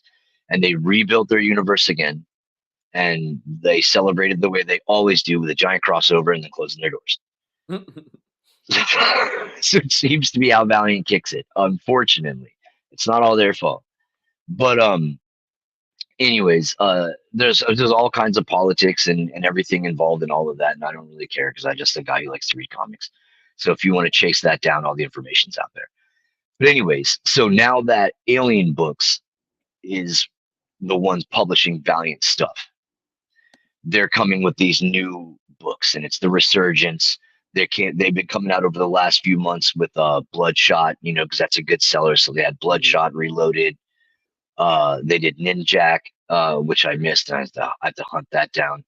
And now they're doing, and they're really slow with all this. And then it's been the road to Resurgence, and we've gotten 2 Exo series, both for like 4 books, and then Resurgence itself was 4 issues, and there were tie-ins to that, but that's always been Valiant's thing because Jim Shooter, when he formed Valiant, was hot off of his success with Secret Wars, Oh and he yeah. had discovered that putting these guys together sells books. And so he wanted to do a more interconnected universe and more interconnected characters. He didn't care that you had to buy an issue of every single book that they put out to get the story, and you do. So they did it a little bit differently this time. Like I said, Resurgence was 4 books, and they had these side books. You had 2 issues of Archer and Armstrong, 2 issues of Master Dark and his sister, and 1 issue of this, 2 issues of that, just to get everything rolling again. And I will admit that I am now a little behind on what is new because during this process, they have decided to bundle the VEI era, which was 2012 or Oh, 2015, whatever, into these nice chunky trades, and they are coming hot and fast. It seems like every week I've got one of these books. It doesn't seem that long ago that I told my wife it's $25 to collect a piece to collect these. The whole thing is going to cost, I think, like $250, something like that. And like I'm going to do it. And she was like, okay. And now I'm like almost done. You know what I mean? Almost all the not almost all the books are out, but I got like 7 of these things. yeah. So they're really high quality production, and the creators in here were great. Like Rye was like 18 issues of Clayton Crane interiors, and whatever about that guy's personality, but 18 issues of Clayton Crane interiors on Rye was a treat. I'm going to tell you right now. And like, I didn't know about like Ryan Kent. I didn't know about these people and a lot of these creators, and I really got to dive into their vision and these updated takes, these characters, and it's been phenomenal. So like, that's where I was going. Is the new stuff's been so good, especially like Ninjak versus Roku and Shadow Man stuff. AJ Ampadu, shout out to him, he's killing it. And also would probably interview with you, I might add, and I could set that up. Oh yeah. uh Yeah. just a thought, like I could probably throw that their way, because like I said, they're listening, they're out there, they're listening. You can follow them on Instagram, you can follow them on Reddit, and they're in there, and even on Facebook, they're responding to the fans, they're taking what we say and they're listening, and they got feedback, and I think it's phenomenal. It's way better than anything you're going to get out of Marvel or DC or even Image. So I really love that. And just like we've been talking this whole show about like a creator owned tent, surely this isn't quite that. But I mean, these are still people that you can interact with and get to know, and that makes the stories better for me personally. Anyways, the stuff that's going on is so interesting, and as someone who read the 90s books, I can follow along with it. But as someone who had no experience with the VEI, I was left kind of like wanting more. And these books are coming so fast that now I'm devouring these books, which are anywhere from, like I was telling you, like 275. I keep looking over because I'm hoping my eye catches it. And I'm just going to get up and get it. Anywhere from like 275 pages to like 450 pages, and they're still $25 a pop no matter what. They've got the dope interconnected spine image, so they got that for you. They've got variant covers in there, and they smell amazing. I don't know what paper and ink they're using over there, but they smell amazing. And anyone who's been watching us long enough knows that that's my weird thing is I if you don't keep your eye on me, I'll smell your comic books while you're in the bathroom. Bro, that's what every real So collector if you don't, I don't know what's wrong with you. Hold on, I'm gonna grab this thing, man. I'm tired of tripping myself out. I got 2 of them right here, so it's a deal. So Manny, I actually hate that DC doesn't like use it more because I think it's so genius. But in the Teen Titans TV show in 2003, they introduced characters that were first introduced in the show, then they became in the comics, but they're speedsters. It's Masi Manos, which is more or less right. They're twin brothers from Guatemala. They're speedsters, but they can only run at super speed if they're making contact. So like they hold hands and run, or like it's almost like Wonder Twins meets speedsters. But I love it because they're just like very like I don't want to say it doesn't feel like a Speedy Gonzalez scenario where it's like a little too on the nose. But it's like Right. as a Hispanic, I laugh. Like I don't know if white people can laugh about it, but like I laugh. Well, that's why I started laughing, is because I read his comment that was like, he could speak in Spanish as fast as he can run, Yeah. and then I automatically heard, that lady in the kitchen telling me to hurry. You Yep. know what I mean? Like, that one is nice. I do get that. That's just hysterical. Yeah, and then Manny, it is cool when anybody responds to fans. That's how in sports and comics I've become biggest fans of individuals based on them just like being amazing people to their fans. I literally think that's like the coolest thing somebody can do. So this is the newest one I got. This one just dropped. This is the Valiant, and so this is the comic book, the Valiant 1 through 4, and Bloodshot Reborn 1 through 9. So you get, I mean, that's a reasonable book for $25. Oh heck yeah! And then, like I said, you'll never be able to see it, but they put like these nice touches, like this. Yeah, it's like a foil, like Ooh, like an inside cover type of thing? Like a yeah, and the back cover is the same way. Like it's almost like it's shimmery, it's shiny. It won't show up on the deal. But so that's not bad for 25 bucks. But like, no, look at this one. So this is the Harbinger one I got. This is even bigger. clearly Yeah. way bigger. Also just 25 bucks. Yeah. Yeah. And this is Harbinger 0 through 14. And then I guess after that they changed it to Harbinger Wars. So they gave you Harbinger Wars 1 through 4.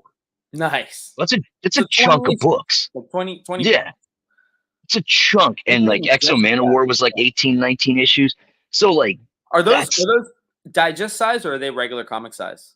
no, these are real size. Oh, These are not printed like the no disrespect to those DC comics. I think that's actually a solid way because if you don't own Kingdom Come, something's wrong with you. You know what I mean? Like you need a copy of Kingdom Come. yeah. You Yeah, need a copy of Watchmen. You need a copy of V for Vendetta.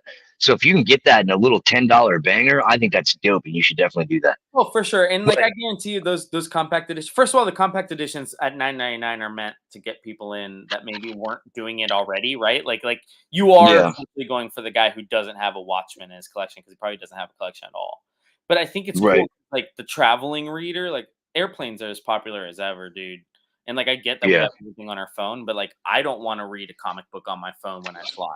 Like, but I also don't no, damage. I don't want to damage any of my actual comic books either. So like yeah, little compact editions are so genius. Slide that in your bag, like yeah, and it's $10. Who cares if it gets beat up a little bit? You yeah, love it. I yeah, got a copy of V for yeah. Vendetta that's like that. Came with my DVD.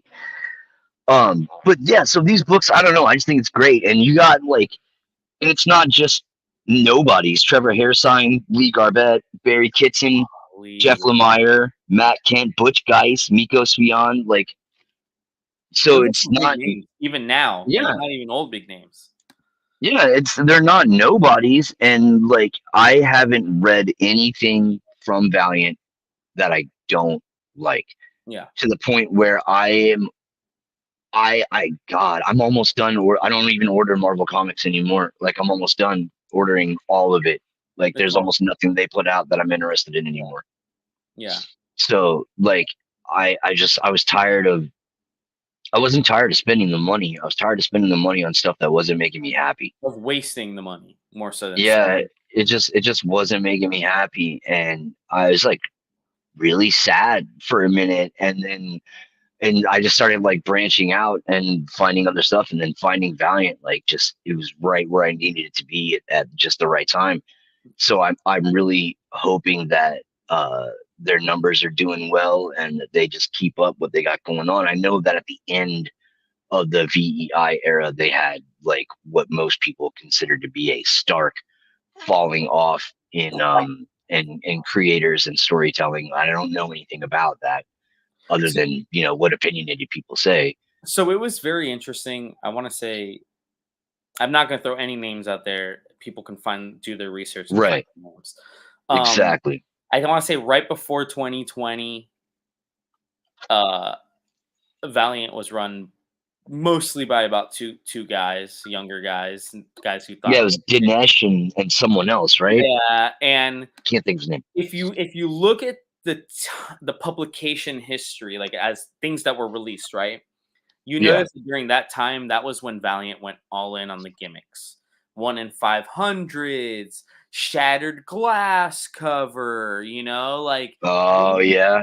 yeah, and it was no longer about the books. And I felt so bad because I was a new reader to comics, so Valiant just had a bad stink on it in general. It was the laughable. It was the freaking cross gen, but like while it was happening, Yeah. what I'm While it was saying? Like, happening. Yeah. people were like thinking they're dollar books and they just came out. Like it was like Yeah. you know, and I felt so bad because I read Quantum and Woody, which is a very different book than most of the Valiant universe, a little more comedy. Like it's like Booster Gold, Blue Beetle almost, really. Yes. Um, Yes. but I loved it. I thought it was hilarious. The covers were cool. They did foil covers. Like I get they were still in that gimmick phase. But God, I do think Valiant took a very long time trying to get their back like their footing back together. That's all. Is that Uh, Miko the- Soyan? That looks like Soyan. yeah, for sure. Yeah. Yeah. Yeah, dude. Valiant took a very long time to Yep. get the foot back in the door, and I'm just glad they're finally doing it. Right before I left Collective, I forget what his name was, but Valiant had a rep, and he was doing a lot of like what I'd call it like the legwork. He was calling comic book stores and being like, "Hey, do you have 15 minutes? I want to tell you about." And it was honestly, it was right before Valiant ran into that little bit of financial trouble where they had to stop printing. They were only printing one book a month, like one book period. Remember, like Shadow Man Yeah. stopped because they had. Yeah. So it was right during that time, and he started talking to me about Shadow Man and what was the book with the Exo Manowar, the one with the So awesome art anyway. by Liam Sharp. And I'm like, Yes. all right, you know what? You're making the effort first of all, like so I will make my order of 0 will now be like 3, you know. Sure. Then you Yeah. and Terry bought the like that order of 3 turned into 1 for the shelf because you and Terry Yep. want, you know. And like sometimes you just have to start over, and that's what Valiant did. Like obviously the Yeah. universe exists and they're reprinting all the great stuff, but they kind of just had to start from scratch. Like, hey, you know, people, let's pretend people don't know us and start over. But that's almost true, but there is still a thread that connects Yeah, back. yeah, So that because that was I was a kid, so like and I didn't have a lot of money, so all the money that I had for comics was going to like X-Men stuff. So trying to get involved in Valiant was like uh but I had my homie and I got to read all his Valiant stuff. And that's what got me hooked. Because I always thought Iron Man was lame as hell. And I thought yeah. Exo Manowar was dope. Take a rich drunk dude out, put a Visigoth warrior in, and now we're talking. And don't forget the Exo stuff that had that nano bleed stuff Yeah, like decades before Iron Man. yeah. So like, anyways, I'll go on about these characters because they're all rad Yeah. because they're all a little offbeat. They're you know what I mean like I don't know. Like, so I just enjoyed it. But so you can follow a vein back to that old 90s stuff if you're an older fan. But for the most part, yeah, if you if you want to just start right now, you can. These but you can just roll on. You'd be better off with the VEI stuff in your knowledge base. And boy howdy are they making it cheap and I mean budget friendly ish to be able to do that as opposed to going out and hunting down like hundreds of issues. Like these things have been coming out, like I said, nonstop. I just FOC'd Quantum and Woody. Or no, Archer Armstrong, I mean. Or is it Uh, coming out? I can't Archer and remember. Armstrong. Archer and Armstrong is a good one. I like that as well. And then Ninjak is finally coming. So of course they tease you with some of that, but they gave you an EXO first because they want to hook you. You know what I mean? Because they want to get you. Like, dude, you're gonna. Yeah, and then I think that Bloodshot was like almost all Patrick Zurcher on the interiors and stuff. Man, this was phenomenal. Man. It was dope. I enjoyed it, and to be able to sit down for like instead of like crying over my X-Men comics, to be able to just sit down and read comics that I was. I mean, even the ones that were like, "Hey, I didn't hate this," felt like golden rays of sunshine after what I've been through lately. You know, and Yeah, after Steve yeah, Orlando. dude. Oh my god! So it's so funny you say it because like first of all I wanted to mention because you talked about creator owned. I did want to mention that DC. I don't know if people saw this Man, at he New York gets it. Comic Con. DC announced the return of Vertigo. Yeah, And the big thing about it is just like it's where they're going to do their creator-owned books. So they announced that Nice House on the Lake, Nice House by the Sea, the James Tynion Alvaro Martinez Bueno book is going to be the first Vertigo book. They're kind of retroactively because it was creator-owned. We all kind of should have guessed that the Nice House by the Lake was a James Tynion creation and not DC being like, oh, here, draw this, write this for us. So they're retroactively calling that the first Vertigo book of the new era. And I think I'm excited. First of all, I wouldn't be surprised if James Tynion becomes the who is the equivalent of this, you know, kind of the Jim Lee, the head of Todd Vertigo. McFarlane, like yeah, the head of Vertigo in the sense of first of all, he knows what creators want. Like he knows what they're gonna want as their rate. He knows what so I wouldn't be surprised if they go that route. I'm for that, but like, I mean, they. Well, no, I guess it's not the same thing. I wonder how well the Black Label books are doing because don't forget, Constantine's still in an ongoing book, and I will remind everyone that Neil says it Constantine So if you You're don't say right. You're right. Constantine, You're right. It's just weird, I don't care. Neil says Constantine. and it does If the sound. Pope, if the, or I guess I should say the Queen, if the Queen or King of England was like, it's Constantine, I would be like, screw you. But Neil said it's Constantine, and so it's Constantine. I don't know what to tell you. It just sounds. That's But like it's British, you know. yeah, Constantine, like it just like yeah, it's British. It's supposed to sound British because it yeah. is, in fact, British. Um, it's funny. Constantine is written amazingly by Cy Spurrier, who's I think still Yeah, writing that current series. Dead in America. Dead in America. That's one. I think that is only a 12 issue or so. So I think it's It's almost done. yeah. I'm almost done with it. I don't think it's done yet, but But maybe. we opened the show with this trailer, and because it's 30 seconds, I'm just gonna put it on. But this is DC's like all-in trailer. I saw or Scott Snyder share this. I thought it was cool, and I'll come after we show it. I'll come back and kind of explain um, what I think.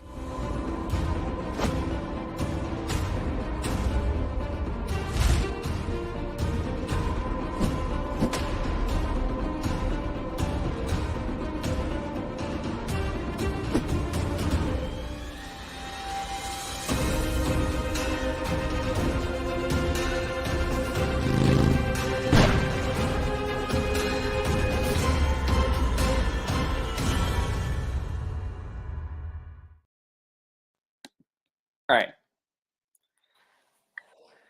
I'm gonna start at the least obvious part. I think DC's all-in initiative is genius.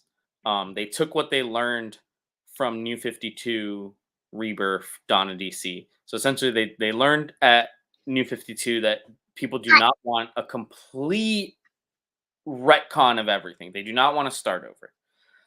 They learned from Rebirth that people don't want new number ones every single time. And then they learned from Dawn of DC that having jumping on points works. So what they've done with DC All In is all of the books supposedly are jumping on points during the month of October. In theory, Action Comics was a jumping on point the first week of October because it's a weekly book. Don't understand that. But I do love the fact that Nightwing's a great example. And it's not just because I love Dan Waters. Um, Nightwing was a book that if you were not reading from the beginning of the Tom Taylor era, you were probably not going to jump in. It's confusing. A lot has happened. Weird for you to jump in at issue 120 something of a 60. Sure. So now you give us all in, and Dan mentioned in our interview they were told do not ignore the things that happened before. You are in continuity of all that. Your job is just to start a new story arc where people can come in fresh and they don't have to feel like it. It's not the MCU where it's like I didn't watch the last 4 movies, so like I don't fully get it. And I think that's what comic books need. I'm not gonna lie. I think they need that every year. Every year you need to sit, and you can do it with the same creators. Tom King's still writing Wonder Woman. Chip Zdarsky's still writing Batman. But the all-in issue is a jumping on point where their directive was make this easy to jump in. And I think that's comic books need. Marvel needs to do that more often. DC, the big two need to do that more often. The independents already do it. Like that's naturally. But they did do it. That's what Ultimate Comics was, Yes. and it failed because eventually, like what they need to learn is that nobody knows what they want, and everyone only likes what you're not giving them. Yep. You know what I mean? It doesn't like you really you can't win, and because of that, like. Well, and that's honestly what I think about. So like the 3 absolute. I'm gonna only talk about the 3 absolute books because like I think 3 more got announced at New York Comic Con. But like, so Absolute Batman on paper should not work, right? Like I look at that character design, like, and I'm just like, this is kind of weird, or like unnecessary. I still don't understand what's in his hand, what those things are. Dude, I still don't understand.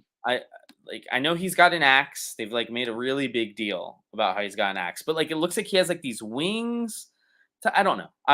Have you seen the tank yet? The Bat Yeah, I monster did truck? see the tank. I did see the tank. And again, like none of this should work on paper, right? Like if I were to pitch you, hey, my Batman story is that he's this jacked guy, he looks like Joey Swole out here, and he's got a tank, and like you would be like, that's why you're not No. a comic writer, like that's why Yeah, you're yeah. like, but Scott Like, Snyder. you need to write the Punisher, not Batman. Yeah, yeah, and then Scott Snyder pitches in. Obviously, DC is about it, and then the book comes out, and I can't fully figure out if it's because of speculators or because people want a fresh take on Batman.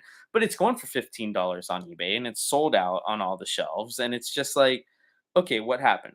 So then I'm going to move forward to the one that I personally semi believe in the sense I haven't read it yet, but like the pieces are there. I think Absolute Wonder Woman's gonna be cool. Again, have it that comes out this upcoming week, this Wednesday. I haven't read it, but I doubted Kelly Thompson a lot going into Birds of Prey. I was like, I'm gonna only read the first story arc because it's a Harley Quinn book, and then I'll probably get out. And then Kelly Thompson got me sucked in for 10 issues, 12 maybe, and then it hurt to stop buying it. I just had to cut back, the baby and everything. But it hurt to not buy it anymore. And I was like, damn, Kelly really wrote a great story. So I think Kelly writing Wonder Woman is going to be great. I think the design of Wonder Woman, while being different, isn't as over the top as Batman's. So I think it's going to work. I love the idea that she rides a flying Pegasus. I don't know why. It just screams Greek mythology, Themyscira. Yeah, Like it's just awesome, right? Hercules for style. sure. Um, and then I don't know what to feel about Absolute Superman in the sense that Superman to me is Captain America in the sense that like he's interesting, but he's also boring because he's kind of just always gonna win. You know what I'm saying? Like the Big Blue Boy Scout only goes so far. Yeah. Well, that's So like I tell everybody, I've got over 30 different unique Superman shirts. I think I have like 7 or 8 issues of Action Comics. Like, yeah, I yeah, yeah. It's just it's comic hard book to sucks, but the yeah. lore and the idea is amazing. Yep. So I'm in Jason Aaron, while I have not read hundreds of his books that I love. Not saying it's just my tastes and my books. Is one of the best writers in the industry. He revolutionized Thor. He revolutionized God, who else did Jason Aaron do? I think he did Avengers for a long time. Like he was a big staple at Marvel for a long time. Yeah, like, and he's still like that's still what he does is character deconstructions. Like he Yep. did it to the Punisher, and Yep. now he's doing it to Namor. Yeah, yeah, yeah. He's doing Namor. Yep, that's the other one he was in. So yeah, I'm intrigued at what his Superman will look like. Intrigued is the word I'll use, right? I'm not sitting here thinking, oh my god, it's gonna be the next Red Sun. Like Right. I'm intrigued. I will pick it up. I will comfortably suggest to somebody, hey, pick up the first issue. Let me know what you think. Yeah. But yeah, man, I'm intrigued at absolute. I do not. I tell people all the time, I do not think a lot of these reactions between DC and Marvel, both in film and in comic books, are reactions. Everybody wants to say, "Oh, this is just them doing Ultimate because Ultimate Spider-Man worked out," and like to a 5% degree, probably. But like, you have to have this pitch. Scott Snyder had to have had this pitch done before Ultimate Spider-Man #1 hit shelves because that's the way creation works. You know what I'm saying? Like you're right, like that's the way it works. So Sure. unless somebody at DC like has an insider at Marvel and they said, "Hey, we're working on Ultimate Spider-Man," That's how they used to do it all the time back in Is the it? day. Is it? Because that's what I wonder. I wonder how much is corporate secrets nowadays, and how much. Dude, back in the day, they worked at the same building. Yeah, I know. So you literally just stand outside each other's offices and rip each other off all day. Do stand and stand will tell you they did that shit that stuff Yeah. habitually. Yeah. So I just wonder. I wonder how much of it is a reaction to Ultimate. And to be fair, Ultimate Spider-Man's a huge hit. Ultimate Black Panther is a Black Panther book. And then I've heard that Ultimate X-Men is like a lot of people that are like it's a different book. It's like, hey, here's a bunch of new mutants. And if you wanted new mutants, here's what you got. If you wanted to see your old favorite mutants, this ain't for you at all. Like Storm May has Storm's powers, but she's a different person, And it's just like somebody told me that the main character is Armor. Armor. It's like I hate to say C list, but like a C list mutant, like C list X-Men. Like, I don't know. No, but for a second, she blew up though. She was gonna be. They put her in the Kitty Pride Wolverine dynamic. I don't remember. claws on the armor and Yeah, everything. yeah, that was a while ago, and I was intrigued to see none of that make it into. Actually, that Yeah, might have been in well, one of the Demon Days books. I can't remember. That feels like forever. that's what Peach's X-Men feels like to me is Peach Momoko's take on Demon Bear. Yeah, yeah, yeah, yeah, yeah. And And like I just had enough Demon Bear. Like yeah, I had Demon Bear when it dropped. I had Demon Bear up to here with Demon Bear. yeah, yeah. Kingdom's lousy with it. But yeah, So I don't know. I'm not interested in any of that. I collect yeah. Ultimate Black Panther, and I haven't read any of it yet. But I I've heard just it's good. I've but heard it's just a black. It's a Black Panther book. You know, like it but it's doesn't. a Black Panther and Moon Knight book though Yeah, ish. yeah, So like I like what I read the solicits when I FOC it. It sounds great. I own it. I look forward to reading it. But yeah, it's obviously not knocking down any doors or anything. yeah, yeah. But I like It's the idea. it's interesting. But yeah, that's so. This has been fun. Next episode, we shouldn't have to go so long because we're not going to be catching up on 4 months of stuff. Yeah, and plus hopefully a little less kids. Yeah, So, but well, like I said, don't worry about being a dad. The first one's scary. The second one, you just have them back in you the let corner 'em- you eating let 'em- cheese. Just let them eat cheese in the corner while you do your thing. Like, it'll be So fine. The first kid can only eat like fruit that has been picked from the Elysian fields by virgin maidens. The second kid can lick pepperoni off the floor. Like, you're fine. there you go. They got better immune Yeah, system, it happens. they do. They do. They're fine. So let me go through the schedule for the week. I should be dropping a new Flashpoint Facts, which is that's the interview show's name. I thought it was Yep, cool. I gotta take credit it for is. I like it. I'm gonna drop a new Flashpoint Facts on Monday and then Wednesday. I believe Monday I'm gonna drop Blue Beetle, Julio Anta, and then Wednesday I'm gonna drop Harley Quinn, Elliot Kalan. Both of those are very fun, very different episodes. Then I do want to try Friday. I'm gonna try to do the FOC show. I work until 5:30, so let's be real. That show is probably 6:30. So and it will probably only be about 30 minutes because it'll only be FOC, so that way things are concise. So that'll be Friday about 6:30, might be 6:45 if traffic's bad. Then Sunday we have the Halloween comic bash at the American Legion Post 183 in Longwood, right off Fern Park.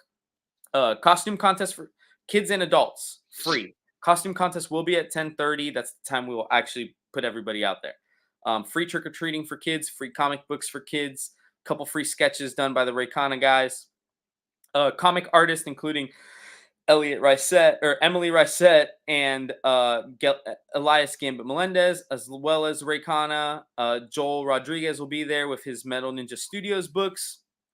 And then we'll have Rise of the Phoenix there for comic and pop culture vendors, as well as Joel with a comic and pop culture booth. And then we will be selling comic books, discount trades, dollar bins. And then I do not want to forget that we will be taking donations for the comic books for troops as well. And we will match all donations on that. So we're very excited. A busy week. I don't know how I'm going to do it all, but we're really excited for that. And then next week, I'll kind of start putting out on the schedule the November show that I have that I'm doing. That's what's up. So it's been fun, Roy. It was good catching up. Maybe next week, Yeah, man. well, Nick will be in New York, but maybe we'll try to bully Nick into joining us for a little bit. He's always saying that he's available when we're ready. So tell him we're ready. So we'll do it. All right, Roy. Well, it was fun seeing everybody. Thank you for watching us. Manny, thank you for being here. Marvin, I will get back to you that email. And until next time, we'll see y'all. Imperious Rex.